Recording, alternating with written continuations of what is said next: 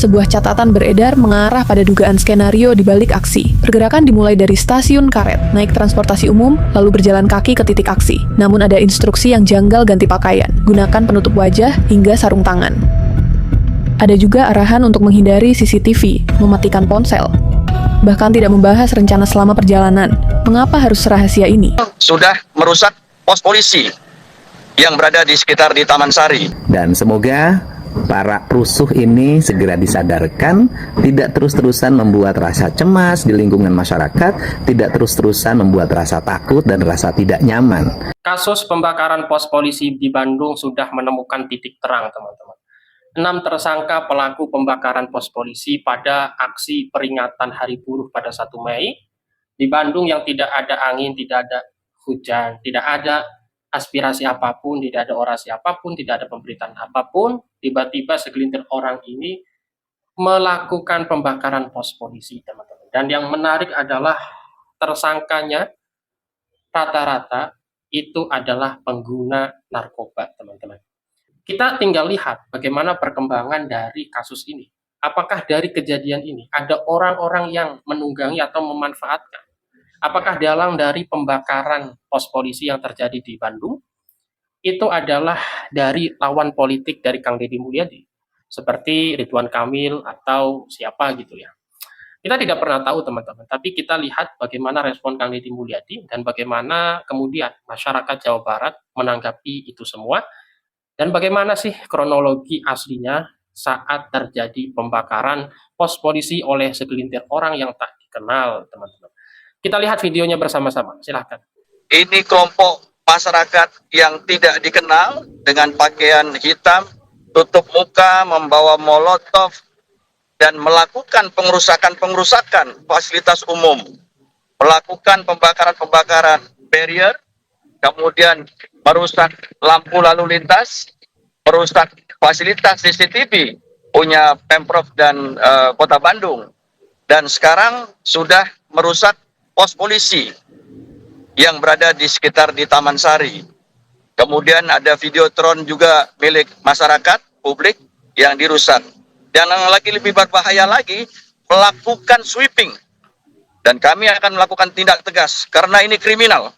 Ini kelompok masyarakat yang tidak dikenal dengan pakaian hitam, tutup muka, membawa molotov, dan melakukan pengerusakan fasilitas umum, melakukan pembakaran barrier, kemudian merusak lampu lalu lintas, merusak fasilitas CCTV punya Pemprov dan Kota Bandung, dan sekarang sudah merusak pos polisi yang berada di sekitar di Taman Sari.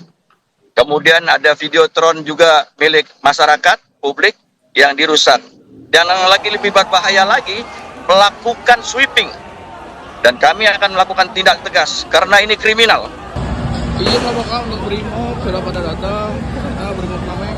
Oh, hati-hati di mana di atas. Silakan. Kelompok sambilan bawah. Kelompok sambilan bawah.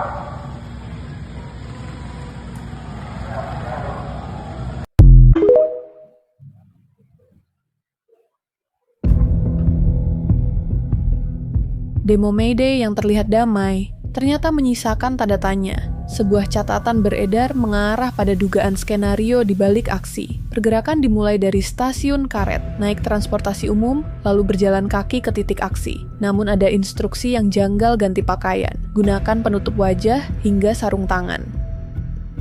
Ada juga arahan untuk menghindari CCTV, mematikan ponsel. Bahkan tidak membahas rencana selama perjalanan. Mengapa harus rahasia ini? Dalam catatan itu disebut adanya perlengkapan tertentu dan ajakan tetap solid jika terjadi tekanan. Apakah ini sekadar aksi atau ada skenario lain? Yang jelas, aksi damai tidak boleh dinodai. Jika ada pihak yang ingin memicu chaos masyarakat, harus waspada. Jangan mudah terprovokasi. Jaga May Day tetap damai, bermartabat, dan untuk buruh, bukan kepentingan lain. May Day 2026 yang seharusnya damai berubah jadi mimpi buruk. Bandung darurat, kelompok anarko diduga jadi dalang pengerusakan dan pembakaran. Pada Jumat 1 Mei 2026 pukul 17.10 waktu Indonesia Barat. sekitar 100 orang berbaju hitam berkumpul di Taman Cikapayang Dago. 9 menit kemudian, ban dan flare menyala di tengah perempatan. Tiang lampu merah ikut dirusak. Pukul 17.40, massa bergeser mundur ke arah Baltos Taman Sari. Tapi bukan berhenti, mereka justru membidik pos polisi. Pukul 18.20. Waktu Indonesia Barat, pos polisi Taman Sari, Polsek Coblong, ludas dilalap api. Tak cukup di situ, hingga pukul 18.30, blokade lampu merah di bawah jembatan Cikapayang Pasupati masih berlangsung. Ini bukan sekadar demo, ini aksi insureksionis liar yang mengancam ketertiban. Warga Bandung, waspada, bagikan video ini agar publik tahu siapa dalang di balik Mayday berdarah. Dan kita menyampaikan rasa prihatin ya. Tadi malam, dari sore sampai malam, masih ada kelompok orang yang memanfaatkan situasi hari buruh yang sudah berjalan dengan damai, dengan tiba-tiba muncul tanpa pemberitahuan UNRAS, tanpa orasi, geruduk-geruduk melakukan pembakaran. Dan masih bisa dikendalikan oleh jajaran Polda Jabar dan Poltabes Bandung. Dan semoga para perusuh ini segera disadarkan, tidak terus-terusan membuat rasa cemas di lingkungan masyarakat, tidak terus-terusan membuat rasa takut dan rasa tidak nyaman. Dan saya yakin jajaran Polda Jabar akan mampu menyelesaikan, mengusut tuntas tindakan kriminal itu, dan bisa memprosesnya secara hukum. Dan untuk seluruh warga Bandung, tetap tenang karena situasinya sudah dalam keadaan nyaman, damai, dan terkendali. Salam untuk semuanya, hatur nuhun. Prediksi buruh yang berangkat sesuai dengan data yang kami sendiri, total dari yang kami lakukan penambahan maupun yang sudah terdaftar ada 5.724. 5.724 yang berangkat menuju ke Monas.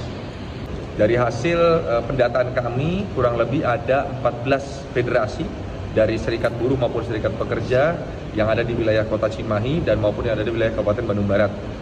Kurang lebih ada 104 bus dengan pola pengamanan dari mulai titik kumpul kita amankan, kemudian juga ada anggota yang kami sandingkan di dalam bus tersebut. Sesuai dengan petunjuk dari Bapak Lodaya 1 bahwa Halo wargi Bandung, situasi di jantung kota semalam benar-benar berubah mencekam dan bikin elus dada.